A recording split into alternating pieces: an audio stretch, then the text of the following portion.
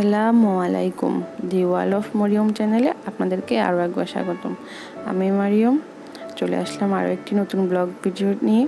কাছে কিংবা দূরে যে যেখান থেকে আমার ভিডিওটি দেখছেন, আশা করছি আল্লাহর রহমতে সবাই অনেক ভালো আছেন। আলহামদুলিল্লাহ, আমরাও ভালো। আমি কিন্তু গত ভিডিওতে শেয়ার করেছিলাম আজকে আমি আমার আম্মুর বাসায় যাব। তো এই সকাল সকাল আমরা মা মেয়ে চলে আসলাম। আর আমার মেয়ে দেখতেই পাচ্ছেন, তার সেই কিন্তু রাস্তাটা খুব পরিচিত। তো দুপুরে আমার আম্মু খাইয়েছিলেন জামাল হোটেলের বিরিয়ানি। এটা আমাদের বাসার সবার প্রিয়, আমার বোন, আমার আম্মা, আমার। আর এই যে সেই ছোট্টবেলা সেই আইসক্রিম, অনেক দিন পর কেন যেন মনে হলো খাই। আজকে অনেক বছর পর আমি এই আইসক্রিমটা খেলাম, ভালোই লেগেছে। জাস্ট প্যাকেটটা চেঞ্জ করা হয়েছে। এটাকে মূলত আমরা হয়তো বস্তা আইসক্রিম বলে থাকি, অন্য জায়গায় কী বলে এটা আমি জানি না। তো এই তো সন্ধ্যার পরে কিন্তু আমি আমার বাসায় চলে এসেছি। যেহেতু আগামীকাল রান্না করে রেখেছি, আজ কিন্তু তেমন রান্না নেই, জাস্ট ভাত বসিয়ে দিয়েছি, আর কোনো ভেজাল নেই। আর এখান থেকে এখন ভাবলাম কি করা যায়। আমি কিন্তু শেয়ার করেছিলাম আমার বাসায় অনেকগুলো মসুর ডাল আছে। এর আগে আমি পেঁয়াজু বানিয়েছিলাম অনেকগুলো। তো আজ ভাবলাম একটু ডিফারেন্ট কিছু ট্রাই করা যাক। পেঁয়াজু তো সবসময় খাই। তো বেশ কিছুদিন আগে ইউটিউবে আমি একটা রেসিপি দেখেছিলাম, চ্যানেলের নাম বলতেছি না, দেখছিলাম, ভাবলাম সেটি ট্রাই করা যাক। তো এই তো দেখুন আমার সঙ্গে কী হয়। এই তো আমি এখন মসুর ডাল ধুয়ে নিচ্ছি। আমি কিন্তু আধা কাপ পরিমাণ মসুর ডাল নিয়েছি। এখন এটা ভালো করে ধুয়ে নিব। আর এখন আমি দিয়ে দিব 2 কাপ পরিমাণ পানি।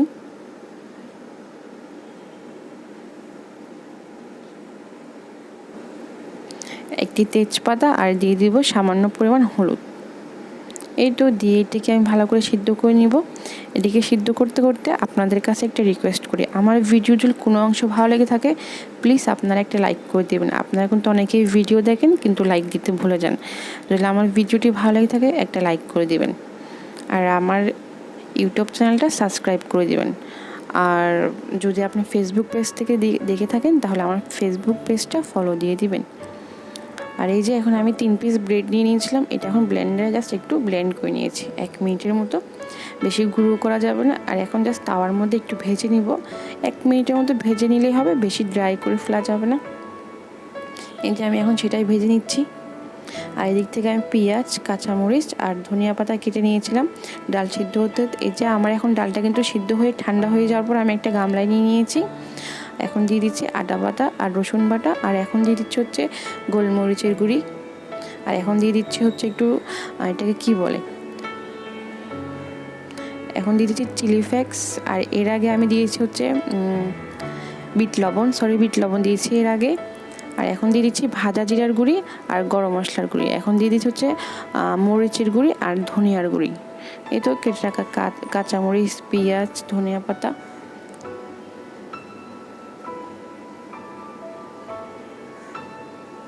আর এখন দিয়ে দিচ্ছি পরিমাণ মতো লবণ। সয়া সস দিয়ে দিলাম 1 টেবিল চামচ আর টমেটো সস। এই তো আমি হাত দিয়ে ভালো করে মাখিয়ে নিচ্ছি। আপনারা যদি হাত দিয়ে মাখাতে না চান তাহলে আপনারা চামচ দিয়েও মাখিয়ে নিতে পারেন। আমি বাঙালিদের মতো হাত দিয়ে মাখিয়ে নিচ্ছি, কারণ আমি বাঙালি। আর এখন দিয়ে দিচ্ছি ওই যে ব্রেড ক্রাম্ব আমি রেডি করেছিলাম সেটা দিয়ে সব কিছু খুব ভালো করে একসঙ্গে মিশিয়ে নিতে হবে। আর হ্যাঁ, আমি কিন্তু একটা ডিমও দিয়েছিলাম, এটা হয়তো স্কিপ হয়ে গিয়েছে, তো সেই জন্য আমি দেখিয়ে দিলাম। আর এই যে এখন দেখেন আমি কিন্তু তেল ভালো করে গরম করার পর বড়ার মতো করে দিয়ে দিয়েছি। আর এখন দেখেন কি হচ্ছে আমার সঙ্গে। এটাই ছিল আসলে মূলত মেন কারণ। আসলে আমিও জানি ইউটিউবের সব রেসিপি সঠিক হয় না, তারপর আমি অনেক চেষ্টা করছিলাম। আমি ভাবছিলাম যে হয়তো আমারই কোথাও ভুল আছে।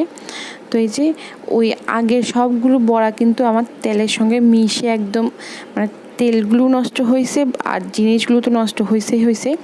এখন আমি এইভাবে একটা কড়াইতে অল্প তেল দিয়ে চেষ্টা করছিলাম, কিন্তু না, দেখেন আমি কিন্তু এই জায়গায় ভিডিওটা একটু ফাস্ট করে দিয়েছি।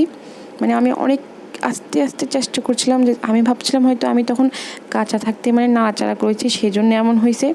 বাট না, আসলে এটা এত নরম, অনেক কালো করে ভাজার পরও দেখেন এটার অবস্থা, মানে এটা একদম ভেঙে আসছিল। আর হ্যাঁ, আর এই যে এখন রাতে দেখেন আমি বসে বসে কি করছি, ওই যে আমি যখন মসুরির ডাল সিদ্ধ করার জন্য পাতিল বের করছিলাম, এখানে আমি তখন দেখতেছি যে জানেন তেলাপোকা বাসা করছে।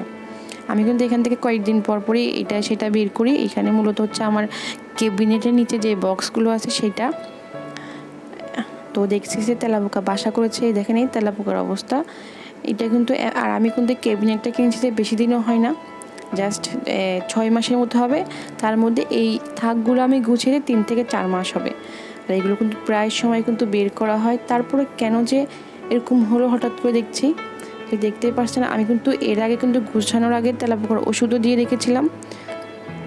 তো আমি এটা ভালো করে ঝাড়ু দিয়ে নিয়েছিলাম, ময়লাগুলো দিয়ে এখন মুছে নিয়েছি এটা কাপড় দিয়ে এখন হচ্ছে আমি তেলাপোকার যে ওষুধ পাওয়া যায় সেটা দিয়ে দিচ্ছি।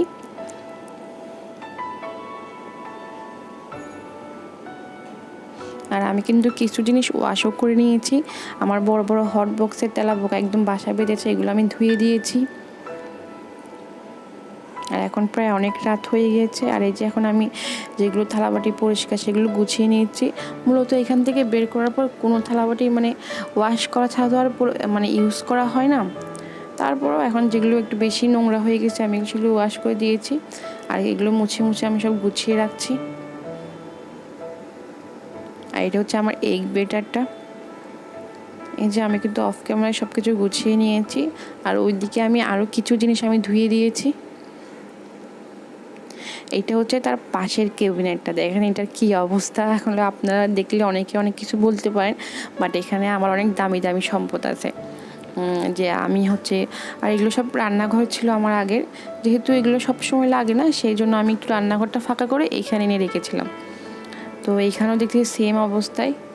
এই যে এখানে আমার হট বক্স, টিফিন ক্যারি, পিঠার বিভিন্ন ধরনের সাজ, বয়ম, ফ্লাক্স, আমার মেয়ের প্লেট। এই যে এখানে এটা হচ্ছে ভাবা পিঠার সাজ। আমি কিন্তু কেক বানাতে অনেক পছন্দ করি, আমার কাছে কেকের বিভিন্ন ধরনের ডাইস আছে। এই যে এগুলো সবই হচ্ছে কেক বানানোর হচ্ছে মোল্ড, বিভিন্ন ধরনের মোল্ড কিনেছিলাম আমি কিন্তু অনেক রকমের কেক বানাই। আস্তে আস্তে সবই শেয়ার করা হবে। এটা হচ্ছে ডোনাট মেকার, এটা দিয়ে ইজিলি ডোনাট কেটে নেওয়া যায়।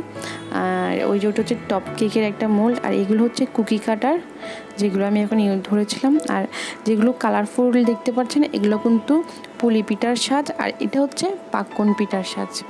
এগুলো কিন্তু খুবই প্রয়োজনীয় জিনিস, আমাদের কাছে সব সময় হয়তো লাগে না, দেখা যায় কি অনেক সময় প্রয়োজন পড়লে পাওয়া যায় না। তো আমি এগুলো অনেক সময় মেলা থেকে কিনে জমিয়েছিলাম। আসলে বাসায় ছোটোখাটো জিনিসগুলো কিন্তু খুব প্রয়োজন হয়, এগুলো সব আমি এখন বের করে নিয়েছি। আর অফ ক্যামেরায় কিন্তু ক্যাবিনেটটা আমি সেমভাবে পরিষ্কার করে তেলাপোকা ওষুধ দিয়ে দিয়েছি। আর এখন সব গুছিয়ে নিয়েছি। এই তো আমার কিন্তু এখন এটা গুছিয়ে নেওয়া শেষ। আর এই দিক থেকে সব ওয়াশ করে দিয়েছি। আর আমরাও ভিডিও লাস্ট পর্যায়ে চলে এসেছি। ভালো লাগলে লাইক দিয়ে দিবেন। আসসালামু আলাইকুম, আল্লাহ হাফেজ।